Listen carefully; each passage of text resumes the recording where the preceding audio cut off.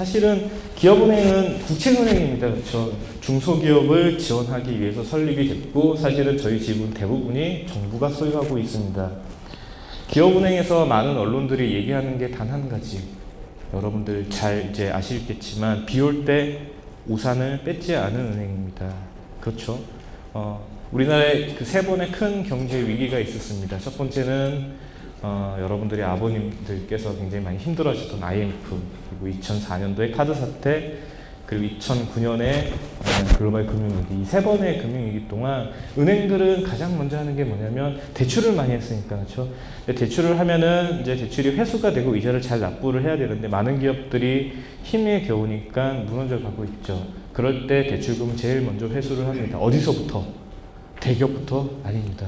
대기업의 1차 협력사, 그 밑에 2차 협력사, 쭉쭉쭉쭉 그 밑에 작은 기업부터 이제 대출금을 회수를 하기 시작합니다.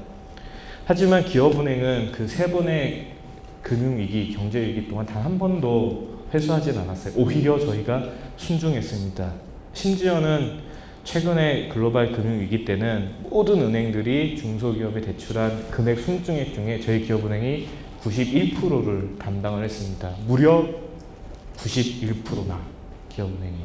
자, 그러면은 많은 그 애널리스트들은 기업은행에서 걱정의 소리를 합니다. 그렇죠? 어려운 기업들 대출했으니까 너네 건전성이나 신용도 많이 어렵겠다 이렇게 하죠.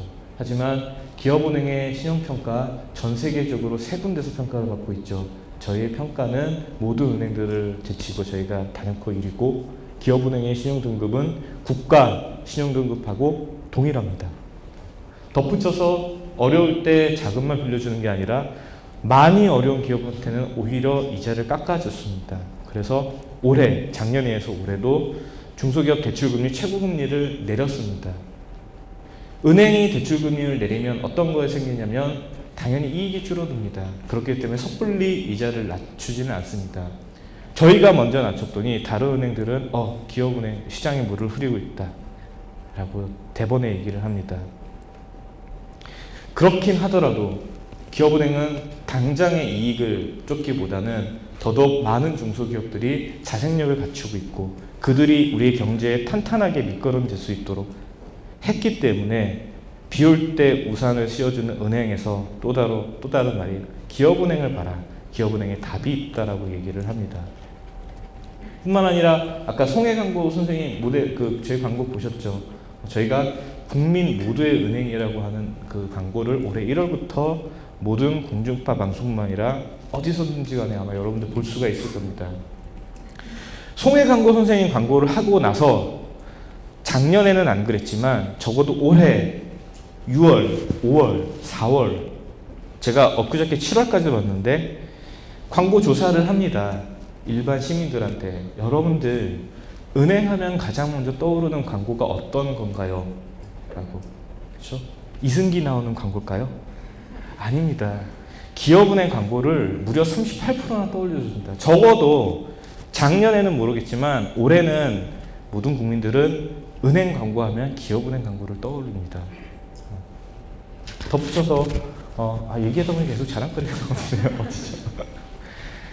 덧붙여서 기업은행은 왕후장상의 시가 따로 없는 은행입니다. 이건 어찌 보면 다른 은행에서는 아마 할 수 없는 부분일 거예요. 왕후장상의 시가 따로 어떤 얘기냐면 저희 기업은행의 은행장님은 조준희 은행장님, 아까 잠시 화면에서 약간 미소 띈 이렇게 얼굴이 나오셨죠?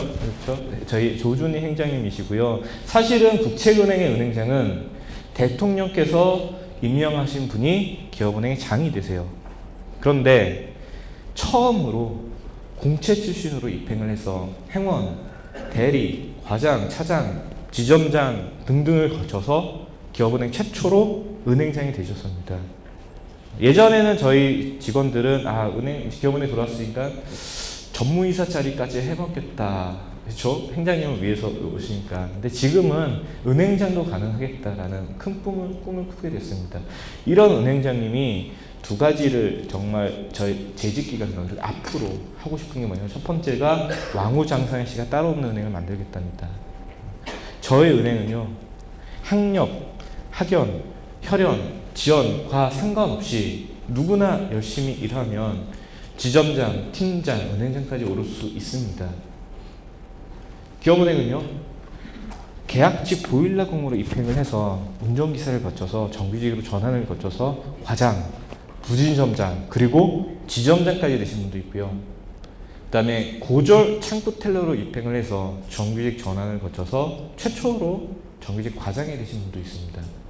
그 외에도 더 많은 사례들을 만들어내고 있습니다.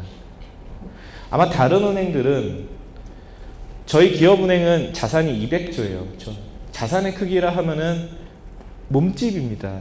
은행 간에 비교하는 잣대 중에서 뭐 리딩뱅크만 몸집이 크다라는 얘기예요. 그렇죠? 근데 기업은행이 제일 몸집이 큰 은행은 아닙니다. 얼마 전에 하나은행이 외환은행만 합병하지 않았다 하더라도 시중은행 중에서 저희가 4번째였어요. 하나은행은 이미 2년 전에 저희가 몸집 수렴에서는 제쳤습니다. 근데 저희 크기는 지금까지 단 한 번도 인수합병 없이 자력으로 그렇게 몸집을 불려왔습니다. 다른 은행들은 최소한 3개 이상의 은행들이 몸집들이 합쳐져서 하나로 만들었으니까 그 정도의 자산을 일궈낸 것 뿐입니다. 많은 은행들이 밀집이 되면 어떤 문제가 생기냐면 은행 내에서 여러 가지의 파벌들과 누구 출신 등등이 생기겠죠. 훨씬 더 인수합병에 대한 장점은 있겠지만 조직을 하나의 몸으로 실제 정신적으로도 문화적으로 하나로 모으기가 되게 쉽지는 않을 거예요. 하지만 기업은행은 단 한 번도 그런 과정을 안 거쳤기 때문에 더더군다나 자력으로 또 이만큼 성장했기 때문에 또 모든 직원들이 처음부터 다 기업은행으로 들어왔기 때문에 그래서 학연, 뭐 학력, 지역 이런 거에 대해서 가릴 것 없습니다. 누구나. 그래서 꿈과 희망의 장을 만들고자 해서 저희 은행장님의 취지이시고요. 또 하나는 이따가 제가 말씀을 드릴게요. 그래서 보면은 한 3가지 타이틀을 얘기하면 저희보다 더 큰 은행이 있을 수는 있어요. 하지만 정말 중소기업 그리고 저희 은행의 그 고객의 어려움을 앞으로 한 장만 더 앞하면 더 큰 은행이 있지만 정말 저희 기업은행처럼 이 중소기업 고객의 어려움을 살피는 은행은 저희 단연코 저희 중소기업 은행밖에 없을 거고요. 저희보다 더 오래된 은행이 있긴 하지만 모두가 함께 사는 길을 찾는 은행, 특히 저희 기업은행은 은행을 포함한 전 금융권 최초로 장애인 의무교육 비율을 넘었습니다. 올 3월에. 그 어떤 은행도 장애인을 저희만큼, 또 그 어떤 금융기관도 저희처럼 장애인을 채용하지는 않습니다.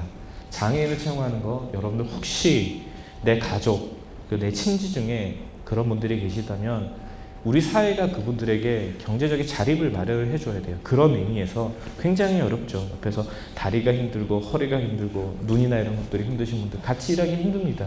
하지만 저희 기업은행은 그런 분들까지 모든 분들에게 일자리를 마련해 드립니다. 그래서 모두가 함께 사는 길을 찾는 은행, 그리고 저희보다 더 잘 알려져 있는 은행도 있지만 저희처럼 정말로 든든하고 참 좋은 은행은 아마도 저희 기업은행밖에 없지 않을까 싶습니다.